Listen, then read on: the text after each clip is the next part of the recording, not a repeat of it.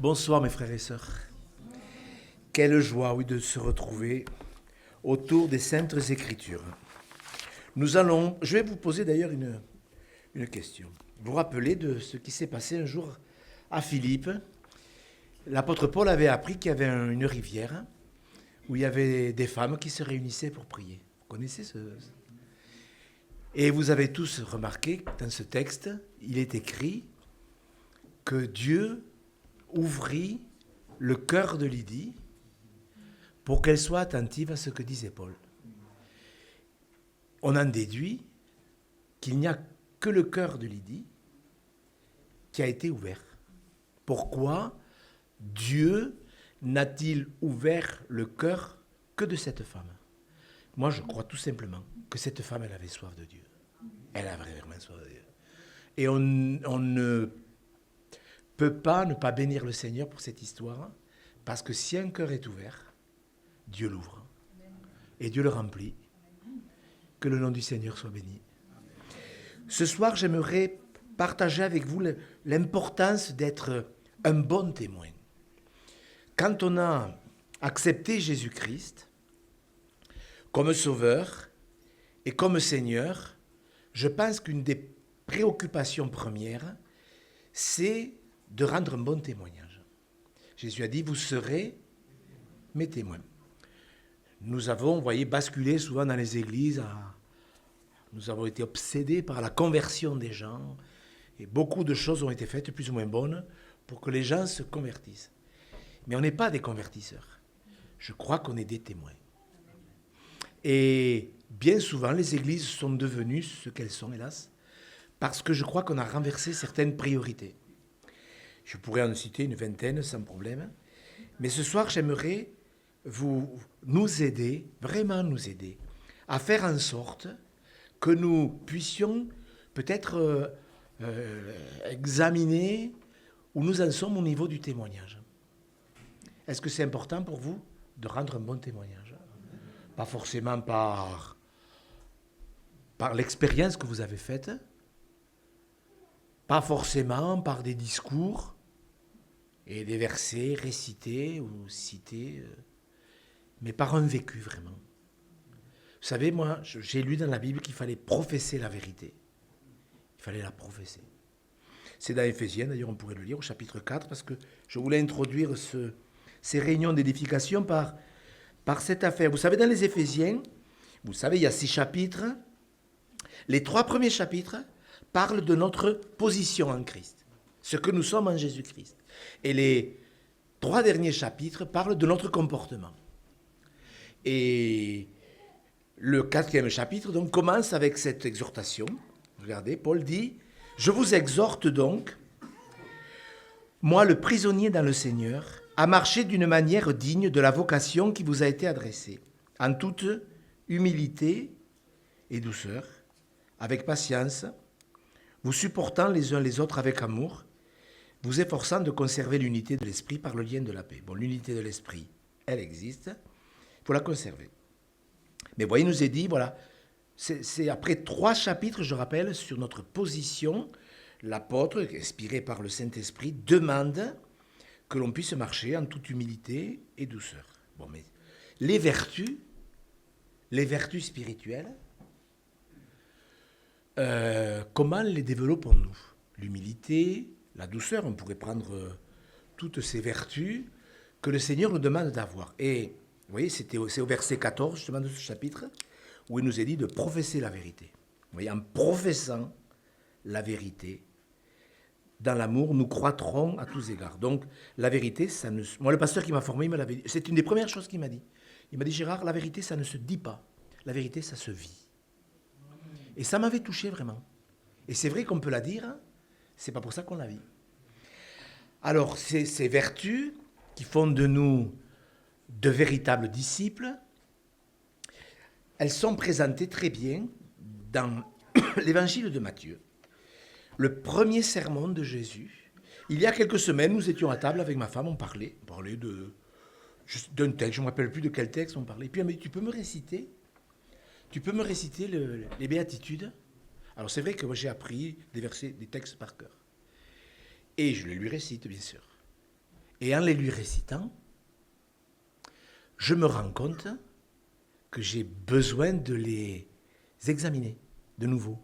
C'est pas parce qu'on connaît des textes par cœur, parce que ça fait bien, vous voyez, le pasteur qui récite 12 versets par cœur.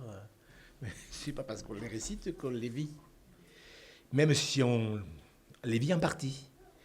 Et je lui dis, tu sais, en te récitant ce texte, je me rends compte qu'il faut que je réétudie. Mais je pensais que c'était pour moi, pour mon culte personnel.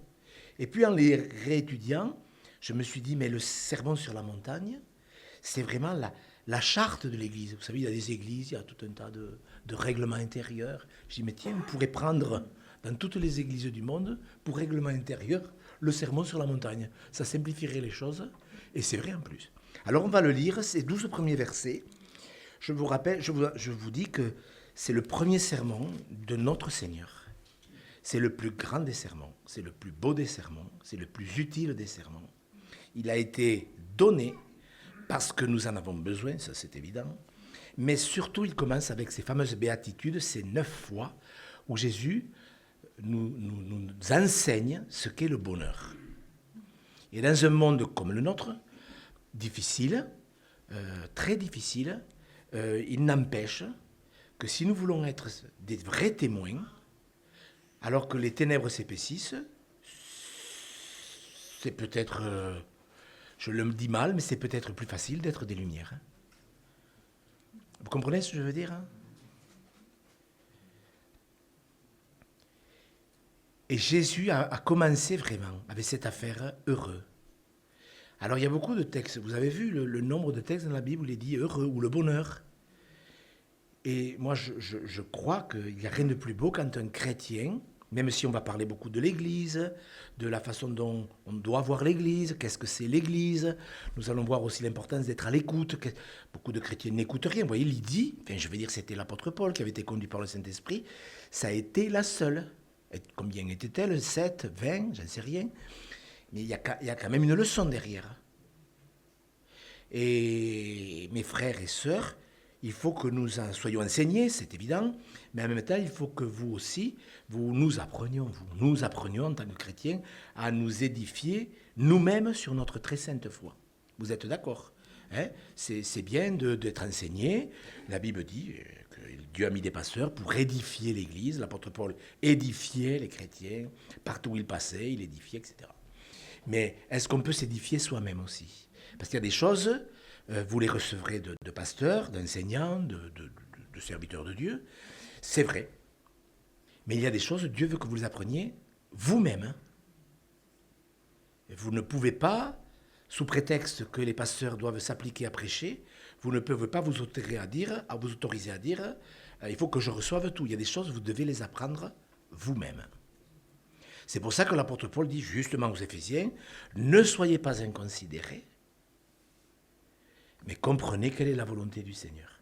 Ne soyez pas inconsidérés. Et vous voyez des mots qu'on utilise, vous l'avez lu certainement souvent ce texte, ne soyez pas inconsidérés, mais comprenez quelle est la volonté du Seigneur. Tiens, mais qu'est-ce que ça veut dire au fait ?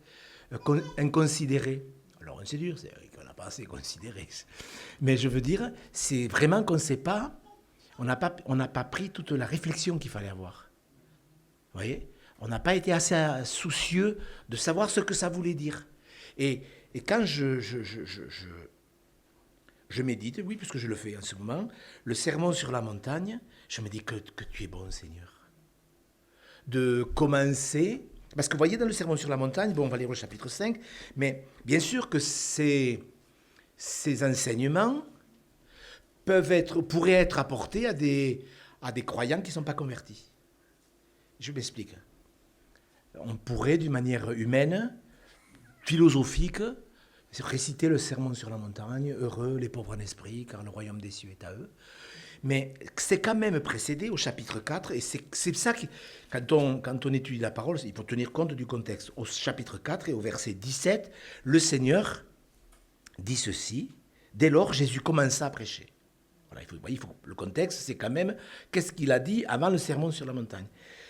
Il commença à prêcher, et la première chose que le Seigneur a enseignée, c'est « repentez-vous ».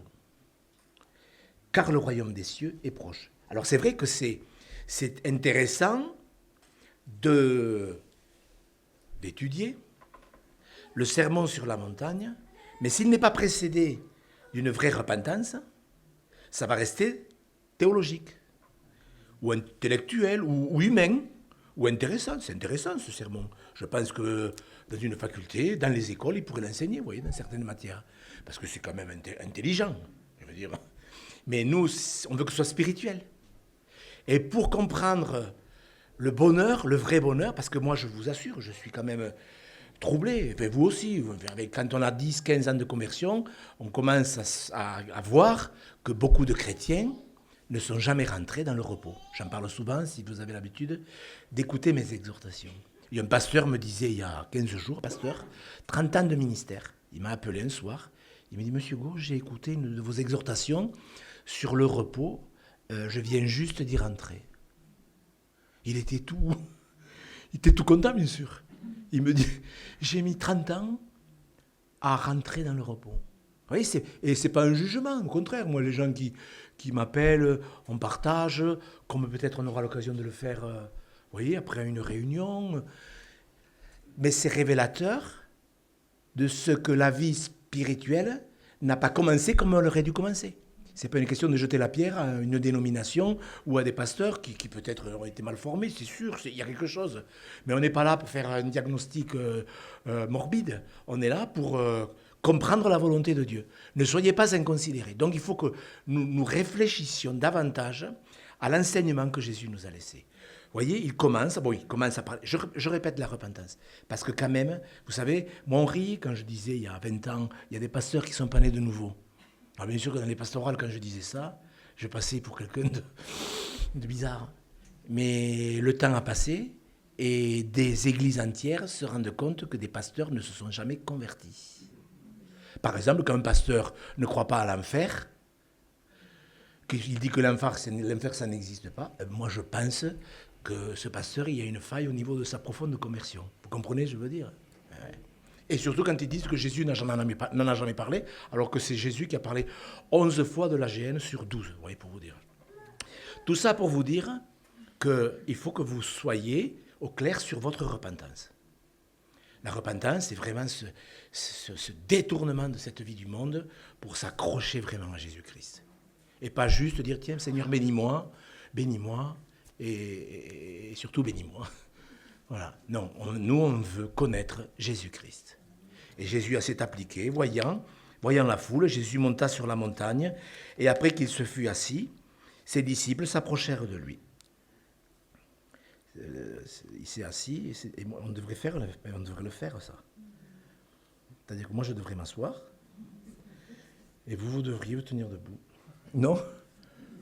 Non, pardon. Puis ayant ouvert la bouche, il les enseigna et dit, « Heureux les pauvres en esprit, car le royaume des cieux est à eux. » On va lire la suite.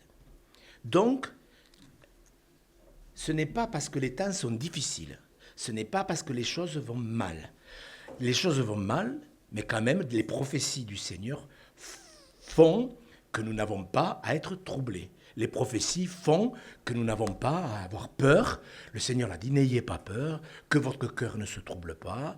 Quand vous verrez toutes ces choses, redressez votre tête. Je crois que quand même, c'est notre témoignage de dire oui, ça nous fait de la peine. Ça nous fait de la peine de voir cette colère qui monte, mais la colère vient. C'est écrit que la colère vient. Donc il faut pas s'affoler, il faut rester paisible.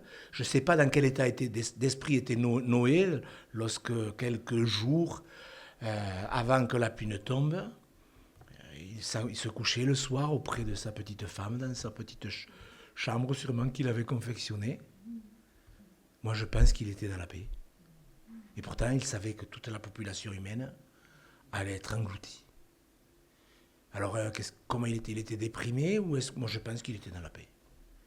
Et je crois que mes frères et sœurs, que quand Jésus dit heureux ceux qui procurent la paix, je voudrais que nous soyons conscients que c'est la volonté de Dieu. Je ne sais pas si vous réalisez. C'est le premier. Est-ce que vous pensez que Jésus a prêché comme ça ? Tiens. Est-ce que c'est intelligent ? Est-ce que c'est le départ de la vie chrétienne ? David disait, qui nous fera voir le bonheur ? qui nous fera voir le bonheur? Eh bien, le Seigneur Jésus, il nous enseigne le bonheur. Heureux les pauvres en esprit, car le royaume des cieux est à eux en plus. Regardez les conséquences de certaines vertus. Elles sont toutes à propos. Heureux les affligés. Qu'est-ce que ça veut dire, les affligés? Car ils seront consolés. Heureux les humbles de cœur, car ils hériteront la terre. Heureux ceux qui ont faim et soif de la justice, car ils seront rassasiés. Heureux les miséricordieux, car ils obtiendront miséricorde. Heureux ceux qui ont le cœur pur, car ils verront Dieu. Heureux ceux qui procurent la paix, car ils seront appelés fils de Dieu. Heureux ceux qui sont persécutés pour la justice, car le royaume des cieux est à eux. Heureux serez-vous lorsqu'on vous outragera, qu'on vous persécutera, et qu'on dira faussement de vous toutes sortes de mal à cause de moi. Réjouissez-vous et soyez dans l'allégresse, parce que votre récompense sera grande dans les cieux. C'est ainsi qu'on a persécuté les prophètes qui ont été avant vous. Amen. Dans le sermon sur la montagne, il y a 20 questions, de mémoire, mais il y a 20 questions. Je pense que ça vaut la peine, vous voyez, de s'y arrêter, puisque c'est Jésus qui les pose. Heureux. Alors, on le sait, Jésus l'a dit, vous êtes heureux si vous savez ces choses. Et il ajoute, qu'est-ce qu'il ajoute? Pourvu que vous les pratiquiez. On est heureux de partager l'enseignement du Seigneur. Quand l'enseignement il est correct, on est heureux. Mais vous êtes heureux si vous savez ces choses. C'est sûr que déjà de les savoir, ça prouve qu'on est dans un contexte favorable, où on se retrouve seul devant la parole ou dans une réunion comme celle-ci. Donc on est heureux de se retrouver autour de la parole, mais ça ne suffit pas, pourvu que vous les mettiez en pratique. Et le Seigneur enseigne vraiment ce qu'est le bonheur. Je le lisais tout à l'heure avant de descendre, quand il parle de la bienheureuse espérance, on voit bien que le bonheur, ce n'est pas que de pratiquer, mais c'est aussi avoir plein d'espérance par rapport à ce qui nous attend vraiment. Et on ne doit pas avoir peur, moi je vous le dis. Donc, apprendre. Jésus a dit, apprenez de moi. Apprenez de moi et vous trouverez le repos pour vos âmes. Est-ce que vous êtes conscient que dans ce monde où Dieu veut bâtir son Église, mais vous comprenez bien, j'aurais pu démarrer cette série d'exhortations avec un enseignement sur ce qu'est l'Église dans la Bible et pas ce qu'elle est en vérité aujourd'hui. Mais il me semble que pour comprendre l'Église, il faut que nous soyons d'abord de bons témoins, de vrais disciples. Faites des disciples et baptisez-les. Souvent, on a baptisé les gens en espérant qu'ils deviendraient des disciples, en espérant qu'en les mettant au travail. Ah, vous voyez, souvent c'est le cas. Ah, vous faites... je fais des visites. Mais je peux faire des visites avec vous. La personne n'est pas convertie. Et on espère que les gens vont devenir de bons chrétiens en emboîtant un travail dans l'église. Ce qui n'est pas forcément mauvais, mais moi, il me semble qu'il vaut mieux d'abord qu'ils se convertissent et qu'après, être devenus des disciples, ils découvrent, dans un moment de communion avec Dieu, ce à quoi Dieu les appelle. Donc, le bonheur, c'est une réalité, mais il faut apprendre. Et je le dis, je ne vous connais pas, enfin je reconnais quelques-uns que j'ai vus la dernière fois, et je me réjouis de vous revoir, vraiment, c'est vrai, on est là pour vous. On est là pour vous, ce qu'on fait, on le fait pour vous, frères et sœurs, c'est pas du blabla. Nous, on fait ça pour vous, vraiment. Et je sais que Dieu a des plans, des projets, que Dieu n'abandonnera pas ses enfants, où qu'ils soient, quelle que soit la dénomination, ça ne veut plus rien dire de toute façon, mais quel que soit le lieu où se trouve un de ses enfants sur la terre, Dieu les gardera et les protégera. Si tu gardes ma parole, je te garderai. Point, ça ne se discute pas, ça, c'est comme ça. Si vous pensez que c'est vrai. Donc, le bonheur, ça s'apprend. Les béatitudes, c'est ce bonheur parfait. Quand même, c'est une grâce d'avoir un bonheur. Souvent, on me demande mais comment vous vivez votre vie? Je dis, je suis en paix. Parce que pour moi, le bonheur, c'est la paix. La paix, c'est du luxe, la paix. Enfin, aujourd'hui, avoir la paix, humainement parlant, je ne parle pas spirituellement, mais humainement parlant, quelqu'un qui a la paix aujourd'hui, il vit dans le grand luxe. Vous êtes d'accord avec moi? Un chrétien qui a la paix, il vit dans le luxe. C'est précieux. Pas non plus. Donc, il faut apprendre. Et souvent, je le vois parce que les gens assistent à nos séminaires, les gens assistent à nos réunions d'édification, les gens assistent à nos rencontres, et ils nous disent, mais c'est intéressant, monsieur Go, ce que vous enseignez, tout ça. Je dis, oui, mais est-ce que vous le vivez? Ben non. Alors je dis, mais c'est dommage. Vous voyez, je vous parlais du repos, là, ce pasteur-là, c'est un ami en plus, c'est un ami, ce pasteur. Quand vous entendez que 7 chrétiens sur 10, à peu près, ne sont jamais rentrés dans le repos, mettez-vous à ma place, ça nous pousse quand même à aider ses frères et sœurs. Vous vous rendez compte quand vous avez un chrétien qui dit, moi je ne sais même pas ce que c'est le repos. Une dame m'écrivait l'autre jour de je ne sais plus quel pays, elle me dit, monsieur Gou, j'ai jamais entendu parler du repos. Et pourtant, le sermon sur la montagne commence avec cette notion heureux. C'est Dieu qui parle. Il sait ce que vous avez besoin. Heureux, les pauvres en esprit. Si on est là, à moins que ce soit des intellos, des théologiens, mais si on est des gens qui aiment Jésus avec le cœur, c'est qu'il y a une pauvreté spirituelle, c'est-à-dire qu'on dépend de lui. Les pauvres, c'est ceux qui dépendent vraiment du Seigneur. Vous voyez, l'Église catholique, ce n'est pas un reproche, parce que je peux vous dire que je vous ai dit que je le faisais pour vous, mais je peux dire qu'on le fait pour tous les chrétiens. L'Église catholique a utilisé souvent ce verset pour dire les pauvres, mais les pauvres, les prolétaires. Vous voyez ce que je veux dire? Les pauvres. Donc on a fait du social pour les pauvres. Mais les pauvres en esprit, c'est spirituel, c'est pas matériel. Donc il faut apprendre. Alors apprendre. Moi j'ai demandé à mon dictionnaire, c'était quoi apprendre? Puisque pour nous apprendre, bon, c'est dit voilà, qu'est-ce que vous écririez vous comme définition? Apprendre, c'est apprendre par cœur.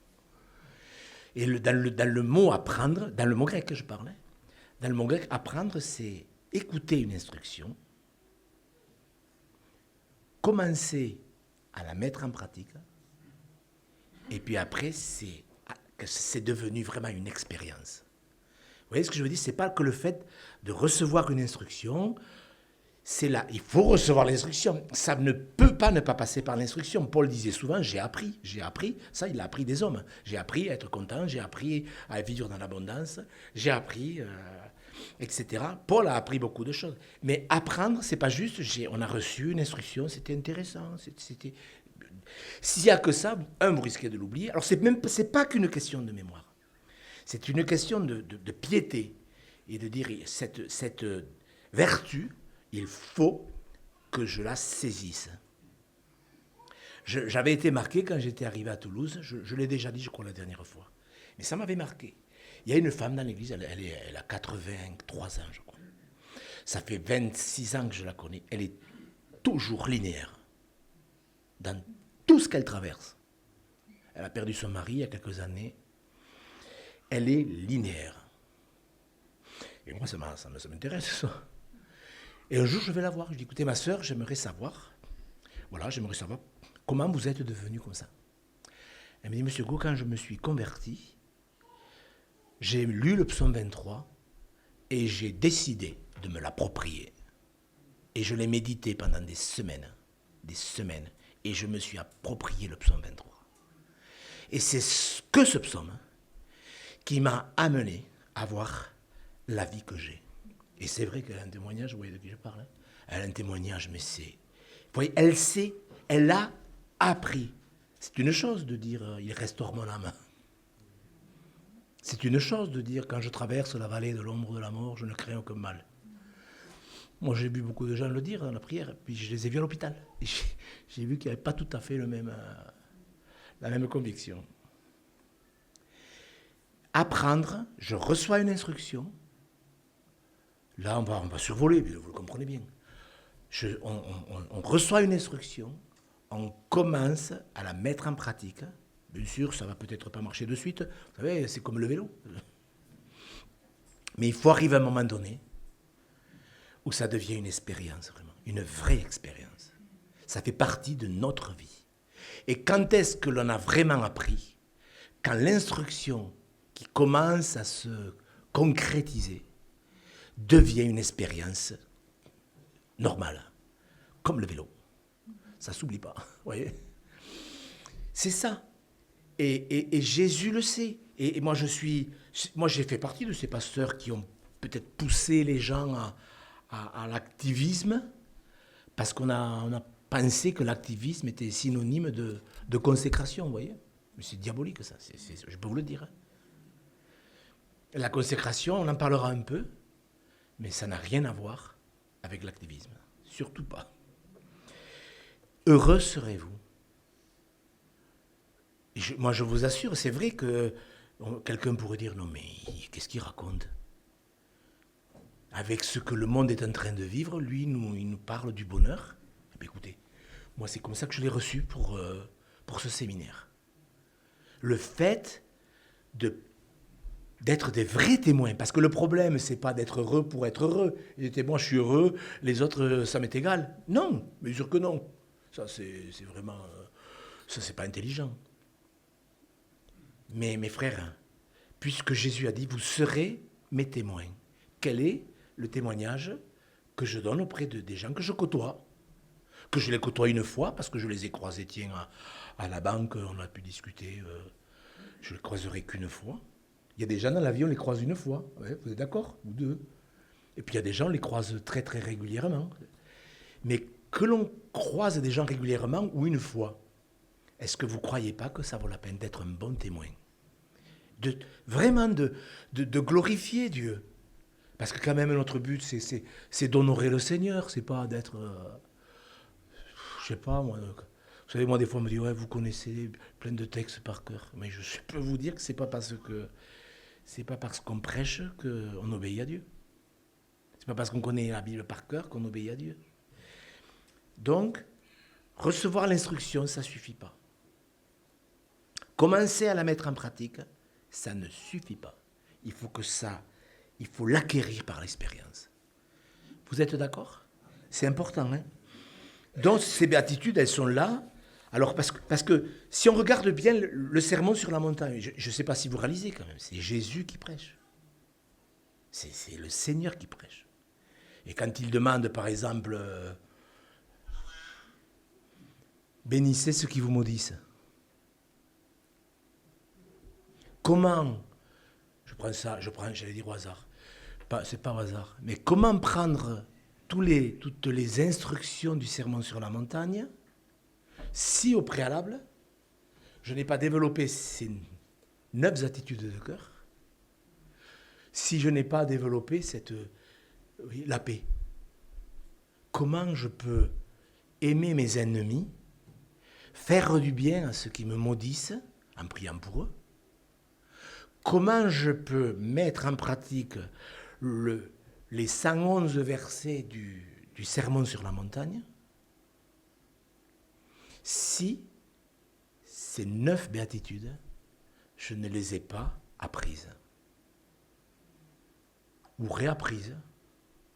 Est-ce que vous êtes d'accord pour réapprendre certaines choses et dire « Seigneur, pardon, j'ai pas toujours été miséricordieux. » Heureux les miséricordieux, vous vous rendez compte des conséquences? Heureux les miséricordieux, car ils obtiendront miséricorde. Enfin, je ne sais pas si ça vous intéresse d'obtenir miséricorde, mais moi je préfère que Dieu me traite selon une attitude de cœur miséricordieuse que d'avoir été trop dur envers les gens. Parce que la miséricorde triomphe du jugement. Ça ne veut pas dire qu'il ne faut pas de l'ordre, etc. Mais avouez, mes frères et sœurs, qu'on est quand même, le mot il est mal utilisé, mais ça fait rien, c'est bien. On est quand même gagnant à comprendre ces choses. Même si on n'étudie pas ça pour gagner. Vous comprenez? Enfin, pour gagner Christ. Mais vous avez compris. Ce n'est pas un intérêt, mais quand même, s'il y a un intérêt à être le témoin que Dieu veut que nous soyons. Parce que moi, quand j'entends des chrétiens dire ouais, c'est pas facile d'être chrétien, moi je trouve que ça glorifie pas le Seigneur. Il y a peut-être des moments difficiles, oui. On a besoin d'être soutenu, priez pour moi, comme disait Paul. Mais je crois que c'est une grande bénédiction d'être chrétien, moi il me semble. Je ne sais pas, d'être à l'abri dans l'arche, je trouve que c'est mieux que de commencer à être accroché aux branches à l'extérieur. Franchement, je ne sais pas vous. C'est pas vrai? Excusez-moi pour mon humour. Michael, il me le dit souvent, que mon humour, je devrais m'en passer. Pardon, il me le dit souvent. Heureux les pauvres en esprit, car le royaume des cieux est à eux. En plus, vous voyez, les choses du royaume des cieux, c'est beau quand même, quand les choses de Dieu sont pour nous. C'est faveur. Écoutez, moi je ne sais pas comment vous le lisez. Heureux les pauvres en esprit. Seigneur, je veux toute ma vie dépendre de toi. J'ai beaucoup appris, j'ai beaucoup reçu, j'ai beaucoup fait. Mais quelle importance. Je veux dépendre de toi tous les jours. Que j'ai fait beaucoup de progrès ou pas, je veux dépendre de toi. Heureux les pauvres en esprit. Les pauvres en esprit, je dis bien, c'est en esprit. Vous pouvez être très à l'aise financièrement et être pauvre en esprit. J'ai tellement entendu d'âneries là-dessus. Être pauvre en esprit, vous pouvez être millionnaire et être pauvre en esprit. Et vous pouvez être très très pauvre et être un orgueilleux fini. Ce n'est pas l'acquisition des choses qui font que l'on est pauvre ou pas pauvre en esprit. C'est stupide. Heureux les pauvres en esprit, car le royaume des cieux est à eux. Donc, on bénéficie de certaines choses du royaume. Quand même, ça vaut la peine. Pas pour nous, mais pour les donner aux autres. Quand par cette dépendance de Dieu, vous pouvez bénir les autres, avouez que c'est quand même une faveur. Vous voyez, on va pas tous les voir, c'est impossible. Heureux les affligés. J'en ai parlé dimanche, si vous avez écouté la prédication de dimanche. Les affligés, combien de chrétiens, j'ai dit, qui s'apitoient. C'est une chose de se plaindre, ça n'est une autre de pleurer. Oui, et il y a des gens qui confondent le gémissement, l'apitoiement, les murmures, avec le fait de pleurer. On peut pleurer, parce que oui, je constate que ça ne va pas. Je n'ai pas été à la hauteur. On est meurtri. Ça plaît à Dieu, ça. Voici sur qui je porterai mes regards, sur celui qui souffre et qui a l'esprit abattu. On peut être abattu dans l'esprit, parce qu'on n'a pas été à la hauteur, mais on est honnête. Parce que tout ça, ça tourne automatiquement dans l'honnêteté. Est-ce que je veux expérimenter la consolation pour pouvoir consoler les autres? Un bon témoin, vous ne croyez pas que c'est une grâce quand on connaît le consolateur? Il me semble. Moi, j'ai été dans un mouvement. J'ai été dans un certain mouvement.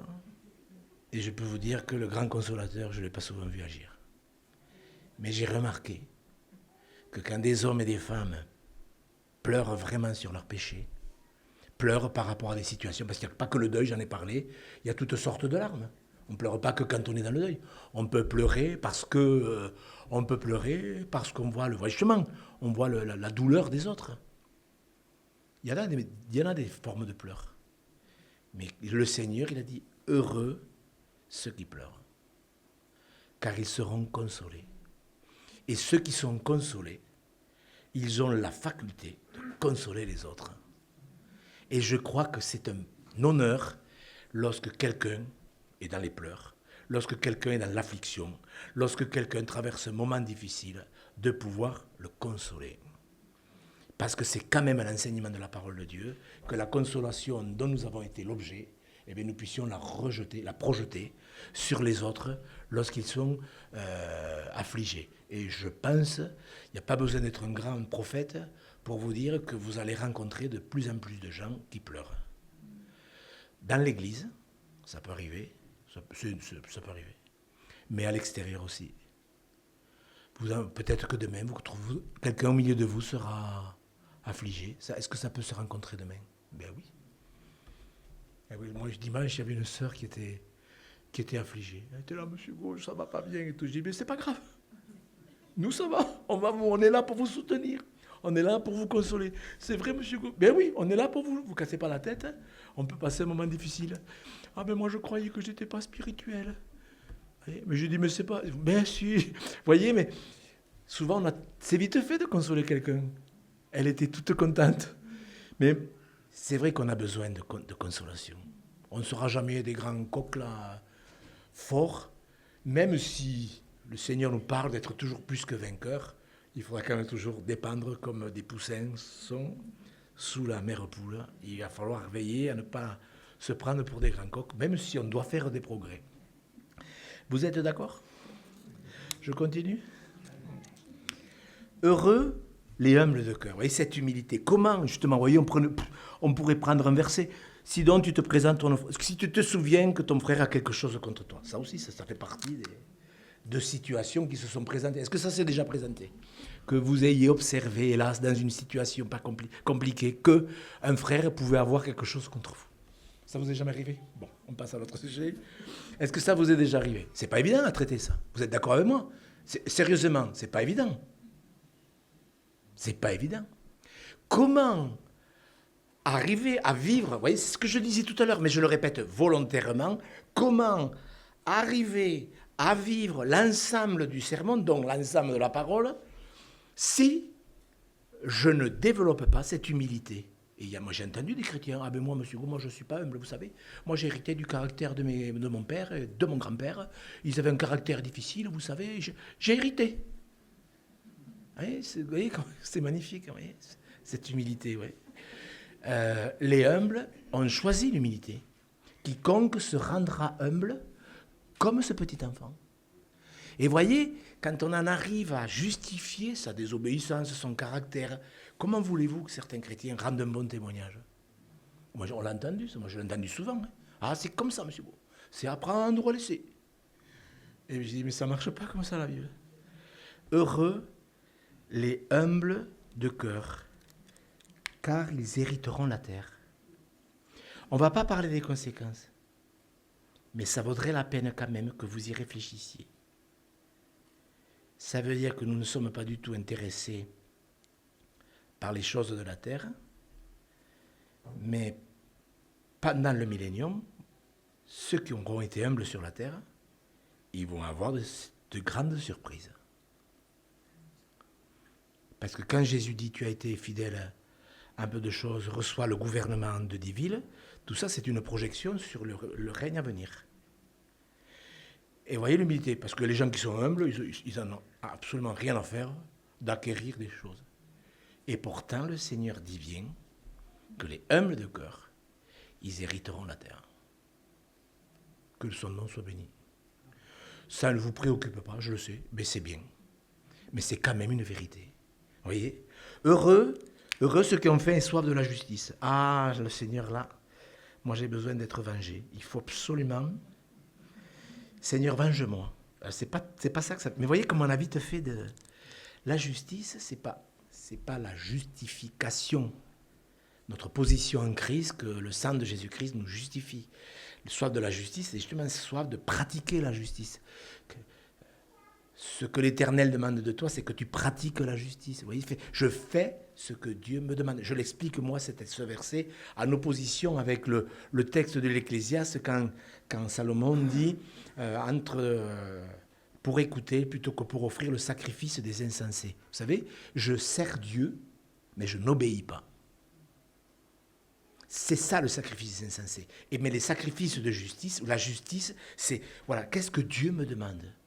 Dieu me demande d'aimer mes ennemis. Ah, mais c'est sûr, t'es sûr? Je ne l'ai jamais lu. Ben oui, il faudrait y penser. Mais non, mais il y a des gens, vous savez, moi hier, il y a une dame qui m'a appelé du Costa Rica pour me dire, Monsieur Go, elle m'a dit, je suis chrétienne depuis mon enfance et je n'avais jamais lu ce que vous m'avez dit. Je prends conscience qu'il me faut lire la Bible. Vous voyez, mais je l'ai encouragé. Moi, je suis là pour encourager les gens. Mais, frères et sœurs, la justice, c'est la pratique de la justice. Et les gens, la majorité des chrétiens confondent la justification, qui fait partie de notre position en Christ à cause du sacrifice de Jésus-Christ à la croix, et la pratique, la Bible en parle souvent en plus.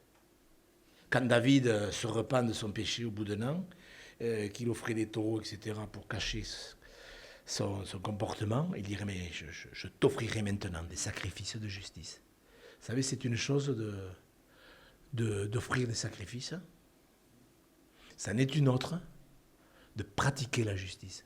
Et pratiquer la justice, c'est vivre la vérité. Je le vis. Dieu me le demande. Vous savez, quand je vois des chrétiens, moi, qui sont vulgaires, est-ce que c'est écrit dans la Bible qu'il ne sorte de votre bouche aucune parole grossière? Est-ce que c'est écrit dans votre Bible? Non, mais vous comprenez? Ah, mais monsieur Gros, c'est dans le vocabulaire. Hein, c'est dans le Larousse. Vous vous rendez compte d'avoir le toupet de dire un truc pareil? Plutôt que de dire, ah, pardon, j'ai du mal à prendre la victoire, aidez-moi, il faut absolument que j'arrête d'avoir des propos qui ne glorifient pas le Seigneur. Vous voyez, la justice, c'est, je suis soucieux de vivre ce que Dieu dit. La cuirasse de la justice, ce n'est pas la justification, c'est que mon cœur, mon corps est protégé par ce que je vis, ce que Dieu me demande. C'est ça la justice. Je vis, ça vaudrait la peine de faire toute une étude là-dessus, mais c'est la pratique de la justice. Vous voyez? Car ils seront rassasiés. Ça aussi, être rassasié, quand on obéit, de cœur, pas obéir pour obéir. Je l'ai fait ça, moi, d'obéir, parce que j'étais pasteur, donc il fallait obéir. Il fallait jeûner, donc de temps en temps, je jeûnais. Ça fait bien de dire de temps en temps, j'ai jeûné. Ah oui, c'est bien.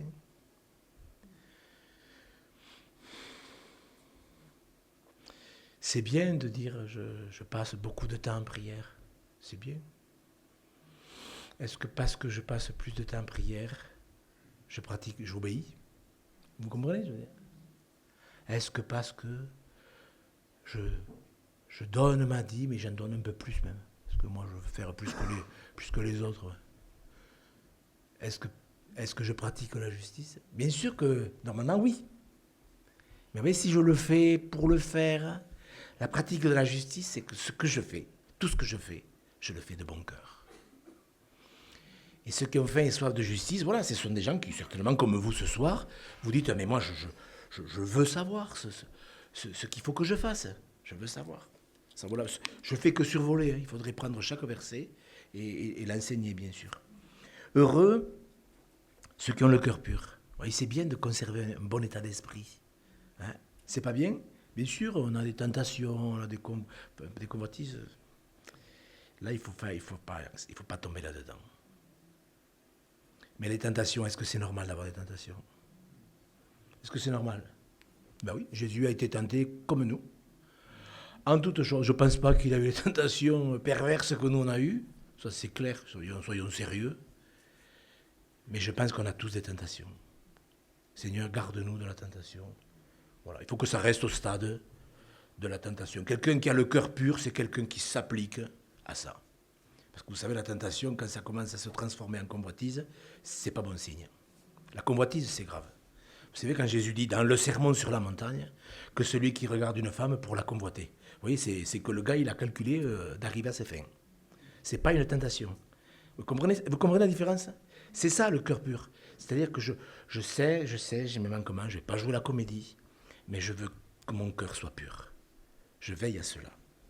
Heureux ceux qui procurent la paix, car ils seront appelés fils de Dieu. Alors, est-ce qu'on peut inverser le verset?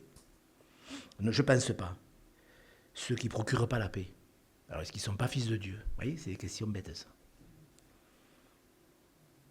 Qu'est-ce qu'il faut en penser? On ouvre le débat ou non? Et vous me suivez? Heureux ceux qui procurent la paix, car ils seront appelés fils de Dieu. Ça prouve vraiment, en tous les cas, que quelqu'un qui procure la paix, c'est vraiment un chrétien. Vous êtes d'accord avec moi? Alors bien sûr qu'on ne peut pas dire que ceux qui ne procurent pas la paix, ils ne sont pas fils de Dieu. Il ne faut pas tomber là-dedans quand même. Mais c'est quand même dangereux, je pense, de perdre la paix. Et de ne pas s'appliquer à la rechercher, surtout que les enseignements de l'apôtre Paul sont suffisants pour savoir ce qu'il faut faire pour retrouver la paix, sérieusement. Quand quelqu'un me dit « Ah, j'ai perdu la paix », je dis quand même. Vraiment, c'est un sujet qui est très bien développé dans la Bible. Vous voyez, dans les instructions. Apprenez. Mais quand même, quelle joie de procurer la paix dans ce monde. L'autre jour, je refaisais mes lunettes. Et puis, je ne sais pas, j'ai fait une petite remarque à ma femme, gentille. Puis on a ri, tout ça. Et puis la femme, elle me dit « Mais vous êtes heureux ?» Je dis « Ouais, on est heureux. » Ça se voit, elle me dit « Vous pouvez me dire pourquoi vous avez la paix ?» Alors, on a pu témoigner. Mais en 5 minutes, elle était là, mais dites-moi le secret de votre bonheur. voyez, c'est beau quand même. Mais on ne se pensait pas du tout à ça. Moi, j'ai fait une petite blague à mon épouse. C'était affectueux, bien sûr. Et ma femme a ri et tout ça. Bon, ça vraiment, il y a eu un moment de joie. Et je vous dis ça pourquoi? Parce que quand même, Jésus l'a enseigné. Heureux ceux qui procurent la paix. Vous voyez, dans nos maisons, dans une église, il y a bien un endroit où il doit y avoir la paix. Il me semble que c'est dans l'église de Jésus-Christ où il y a le prince de la paix. S'il n'y a pas la paix, c'est que le prince de la paix, il ne doit pas y être souvent. Heureux ceux qui procurent la paix. Vous voyez, moi je sais que dans le monde, c'est catastrophique, mais au moins dans la maison du Seigneur et dans notre maison, je crois que quand on est de vrais fils de Dieu, on procure la paix. Vous êtes d'accord avec moi? Ouais. Et souvent, j'entends moi, l'autre jour, il y a une dame qui m'appelait Monsieur Gauche.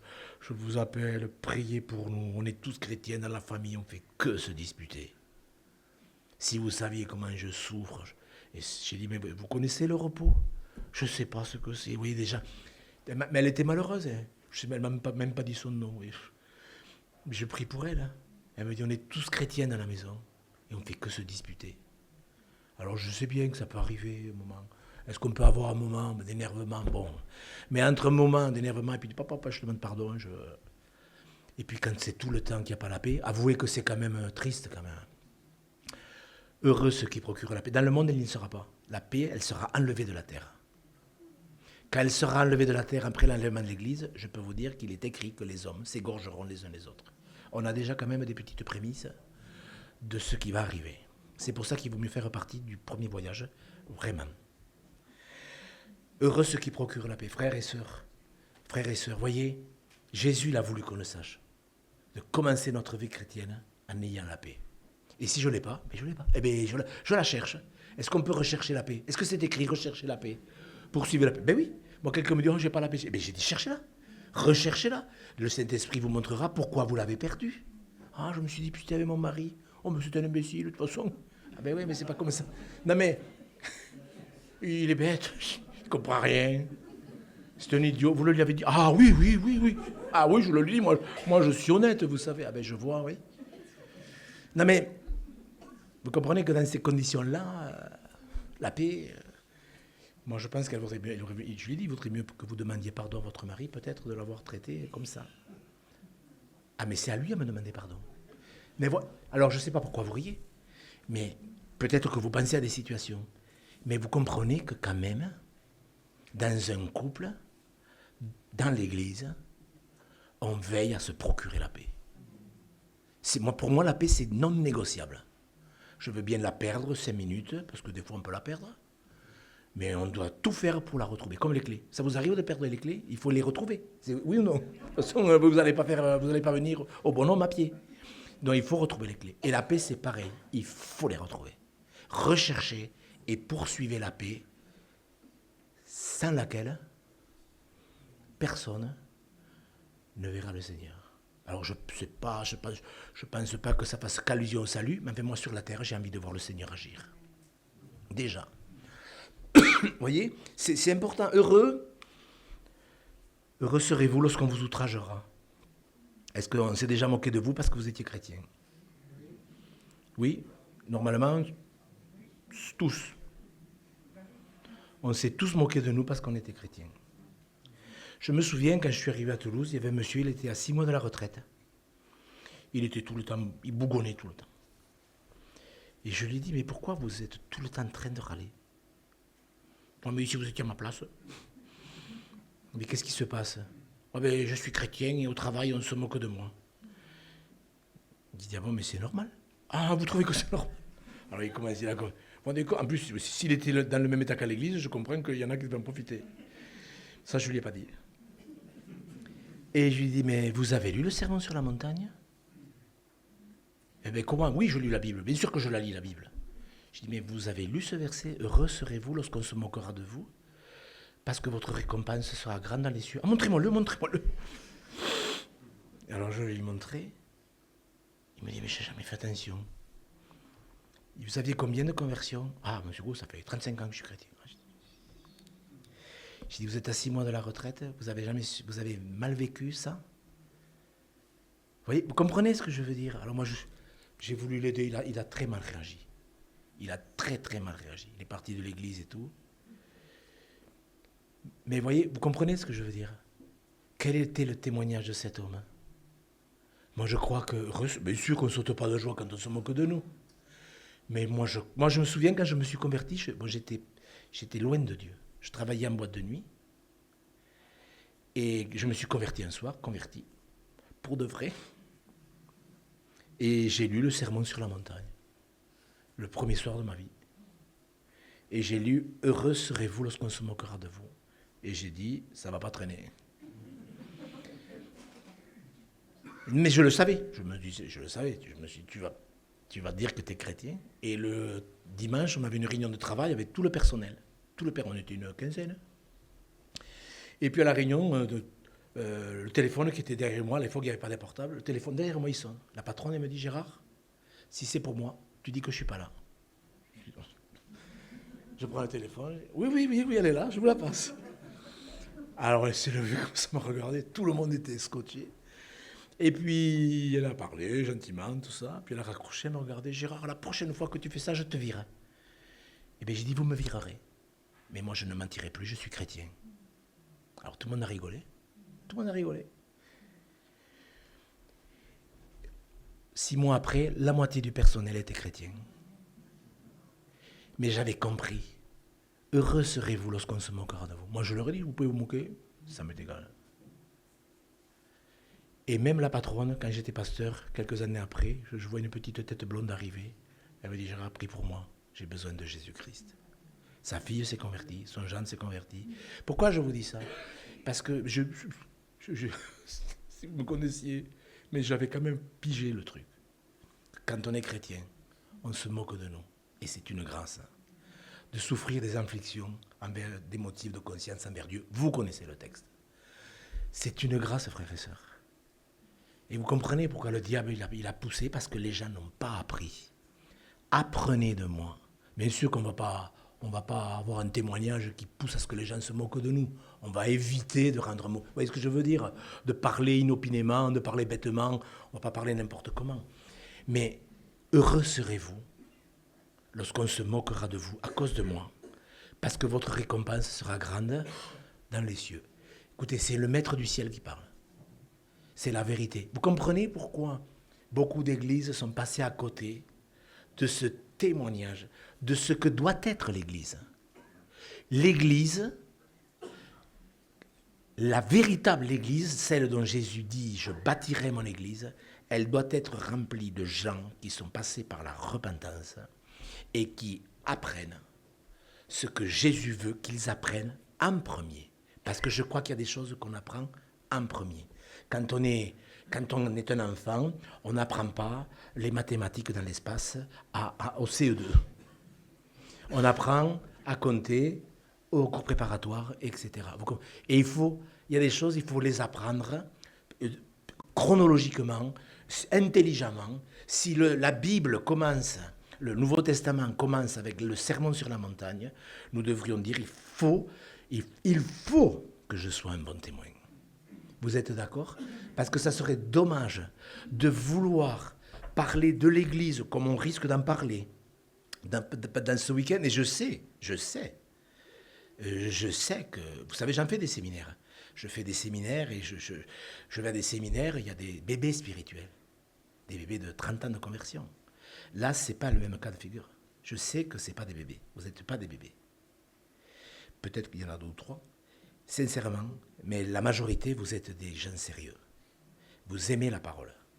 Mais vous êtes d'accord avec moi qu'il faut quand même que les choses soient bien claires, parce que Jésus bâtira son Église. Il la bâtira. On en a parlé l'autre fois. Écoutez-moi, vous savez, on peut nous faire des analyses archi-théologiques.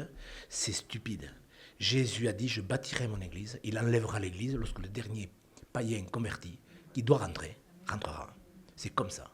Mais il le fera avec des gens, je le crois vraiment, non pas qui sont au-dessus des autres, non pas qui ont une dénomination meilleure que les autres. Il le fera avec des chrétiens nés de nouveau, qui développent ses vertus. Voilà. Et je pense, mes frères, mes sœurs, vous et moi, je crois que ce serait peut-être une très bonne idée de prendre les 111 versets du Sermon sur la montagne et de dire, je vais me les approprier, moi à mon tour. Peut-être le psaume 23, ça sera plus facile, plus vite fait, mais je crois que ça vaut la peine d'apprendre. Apprenez de moi et vous trouverez le repos pour vos âmes. Que le nom du Seigneur soit béni. Peut-être qu'il y a une question à poser. Je sais que dans ce cadre-là, il y a peut-être une question à poser sur le sujet du témoignage. Est-ce qu'il y a une question ou est-ce qu'on pourrait, peut-être que 3 ou 4 puissent élever la voix vers Dieu pour que dans ce pays, il y ait vraiment de véritables témoins. Vous êtes d'accord? Combien ont été scandalisés, hein? Alors vous allez me dire, Jésus il a dit, ouais, mais il est impossible qu'il n'y ait pas de scandales. Malheur à ceux par qui ils arrivent. Les scandales, c'est nous qui éloignons les gens de Dieu. Vous savez, c'est une chose que quelqu'un s'éloigne de Dieu. Il s'éloigne de Dieu, il ne veut plus marcher avec Dieu. Démas m'a abandonné par amour pour le siècle présent. Ce n'est pas la faute de Paul. Mais il y a des gens qu'on a éloignés de Dieu. Et je me pose la question, en France, est-ce que les églises attirent les pécheurs? Ou l'inverse? Mais on peut corriger ça. Et Dieu va le corriger. Parce que des gens comme vous, il y en a, je peux vous dire. On n'est pas seul, croyez-moi.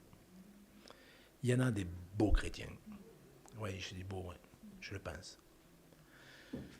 S'il y a une question, peut-être que vous n'osez pas la poser. J'ai vu que M. Yoder avait mis une boîte.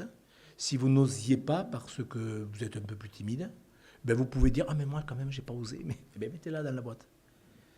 Et voilà. Des fois, c'est bête de ne pas la poser. Mais moi, je respecte la timidité des gens.